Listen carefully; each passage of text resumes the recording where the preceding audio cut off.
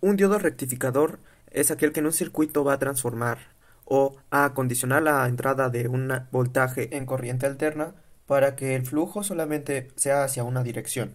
Por lo tanto, la fase negativa de la onda seno se va a suprimir, quedando así solamente la parte positiva. Para esta práctica, configuramos un voltaje de 9 voltios pico pico y una frecuencia de 22 Hz en nuestro generador de señales, y observando en el osciloscopio podemos observar qué forma tiene la onda. Volviendo a nuestro circuito, también medimos la salida, punta a punta con cada uno de los elementos. En serie observamos en el osciloscopio cómo se comporta rectificando la media onda. Lo que sigue es observar en el osciloscopio las dos señales juntas, para que podamos hacer una comparación y ver cuál es la diferencia entre la onda seno que ingresa a la que sale ya rectificada. Un rectificador de onda completa es un circuito que permite transformar la corriente alterna a corriente directa. El rectificador de onda completa utiliza ambas mitades de la señal seno de entrada y los convierte en una señal unipolar, invirtiendo los semiciclos negativos de la onda senoidal. En el capacitor es donde se mide el voltaje de salida, ya que se va cargando conforme van pasando los ciclos de la onda. Configuramos nuestro generador de señales en una frecuencia de 22 y un voltaje de 10 pico pico. En el osciloscopio podemos ver cuál es la onda seno, de color amarillo, que es la entrada.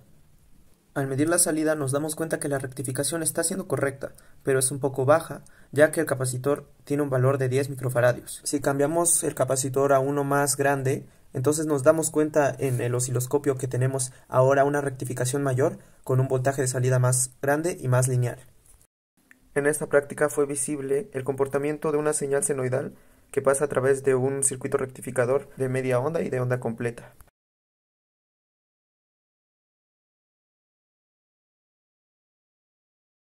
La teoría nos indica que el diodo Zener va a actuar como un reductor de voltaje ante un voltaje de entrada en corriente alterna en este caso, que es de 20 volts.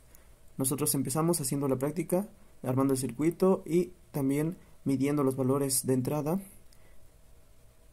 Medimos que se acercaba el voltaje a 20 volts y entonces pasamos a la parte del circuito para hacer las mediciones correspondientes en la salida del circuito, que es midiendo en el diodo Zener. Enfocando nuestro multímetro, vemos que el valor fluctúa entre 5 y 5.3, obteniendo así el voltaje de salida. Lo que se procede a hacer a continuación es conectar el diodo Zener a la entrada del osciloscopio para poder observar la gráfica. Aquí tenemos dos gráficas sobrepuestas. La gráfica amarilla indica el voltaje de entrada, el cual nosotros configuramos con base a una amplitud de pico pico de 20. En el osciloscopio también podemos observar que hay otra gráfica. La gráfica azul indica la medición del voltaje en el diodo Zener. Como podemos observar, el diodo Zener cumple su función de solamente permitir que haya una tensión de 5 voltios.